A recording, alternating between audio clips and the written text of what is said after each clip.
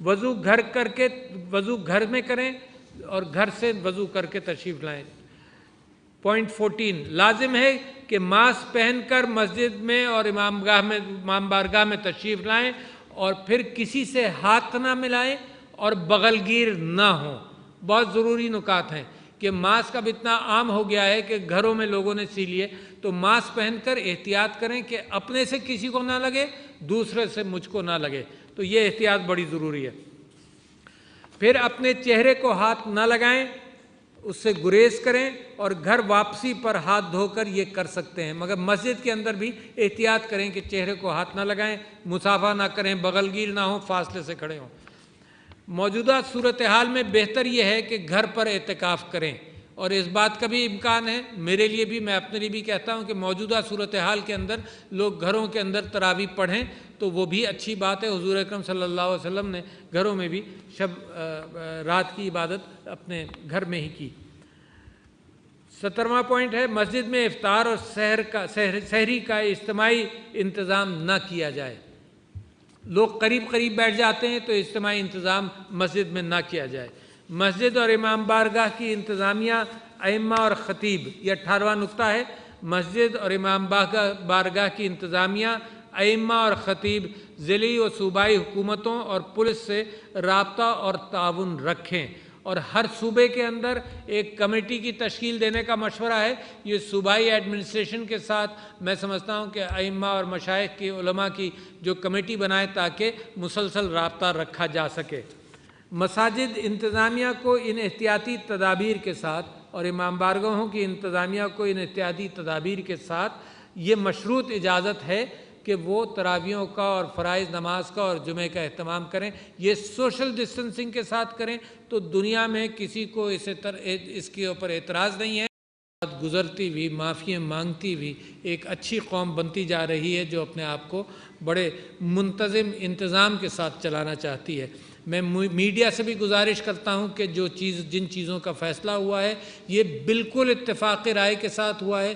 کسی ایک فرد نے یہ بات نہیں کی، کسی ایک فرد نے، نہ کسی ایک حکومت نے یہ بات کی کہ تراویح نہ ہو اور مسجدوں کا لاک ڈاؤن ہوا، کسی نے نہیں بات کی، تو لہٰذا اس کو بلا وجہ ڈیبیٹ میں لانا کہ ایسا ہونا چاہیے ویسا ہونا چاہیے، کسی ایک نے نہیں۔ اور ہیلتھ منسٹر بھی موجود تھے، ان کا جو مشورہ اور WHO کا جو مشورہ ہے وہ بھی اس کے اندر اس کو شامل کر لیا گیا۔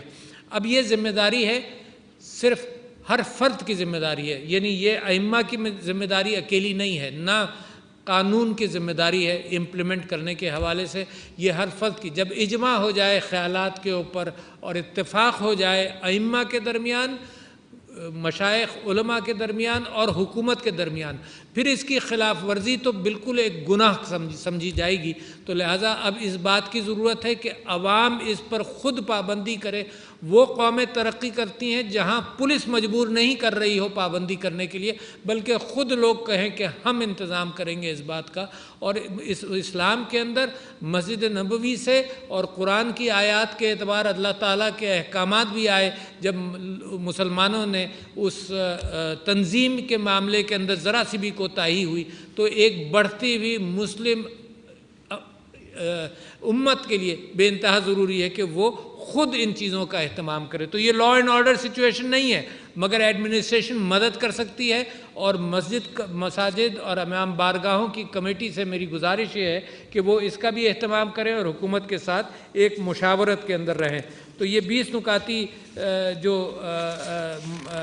تجاویز ہیں یہ میں آپ کے سامنے پڑھ کر سناتا ہوں، اور یہ تحریری طور پر ریلیز بھی کر دی جائیں گی اور میں پڑھ کر بھی سناتا ہوں۔ مساجد اور امام بارگاہوں میں قالین یا دریاں نہیں بچھائی جائیں گی۔ یہ جو علماء کا فتویٰ تھا پہلا، اس حوالے سے ان احکامات کو بھی مشوروں کو بھی جوڑ لیا جا رہا ہے، اور جو حکومت چاہتی ہے اس کو ملا لیا جا رہا ہے کہ قالین اور دری نہ ہو، کیونکہ سانس کے ذریعے جو جراثیم اور جو وائرس اس میں جائے گا وہ دوسروں کے اوپر بھی اثر کرے گا۔ تو مساجد اور امام بارگاہوں میں قالین یا دریاں نہیں بچھائی جائیں گی، صاف فرش پر نماز پڑھی جائے گی۔ نمبر 2، اگر کچا، یہ تراویح کے اعتبار سے بھی ہے، فرائض کے اعتبار سے بھی ہے، جمعوں کے اعتبار سے بھی ہے، اور یہ سوشل ڈسٹنسنگ کا جو اصول ہے یہ دنیائے صحت نے اس کو اپنایا ہے۔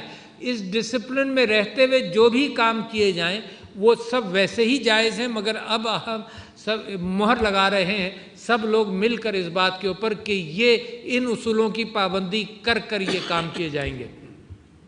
جو لوگ گھر سے اپنی جانماز لا کر اس پر نماز پڑھنا چاہیں وہ ایسا ضرور کریں، اس کو انکریج کیا جا رہا ہے۔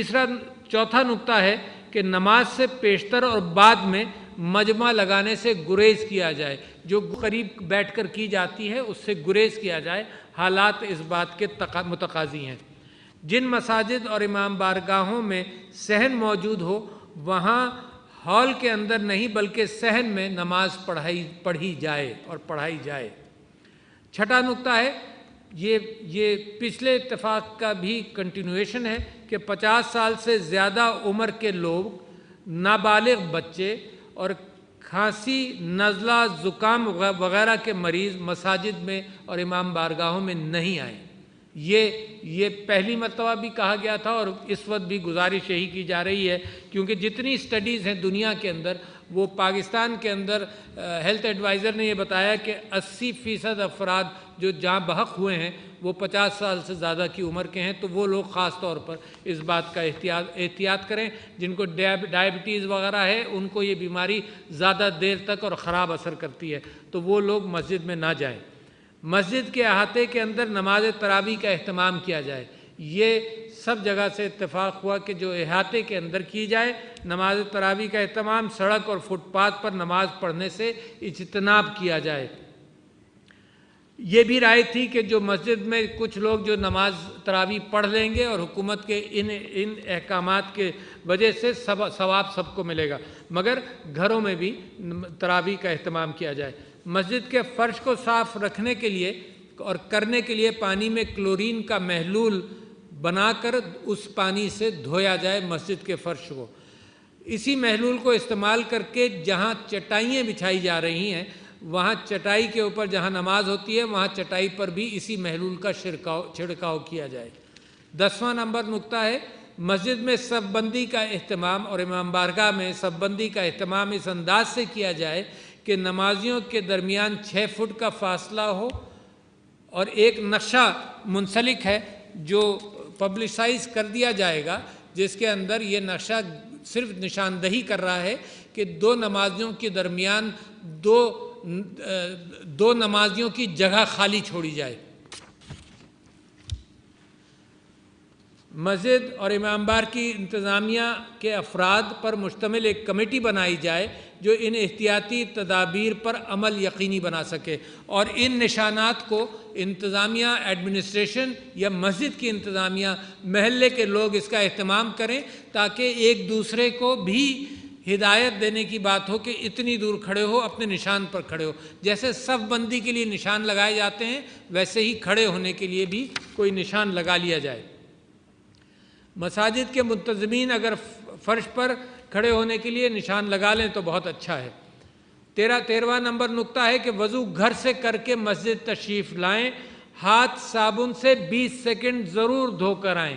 یہ تو ہر اعلامیے کے اندر، ہر درخواست کے اندر، صحت کے سارے جو ایکسپرٹس ہیں انہوں نے بھی اس چیز کا مشورہ مسلسل دیا ہے کہ ہاتھ دھو کر نکلیں، اور ہاتھ باہر دھوئیں۔ تو مسجد وضو کر کے آئیں تو ہاتھ دھو کر آئیں، 20 سیکنڈ صابن سے ضرور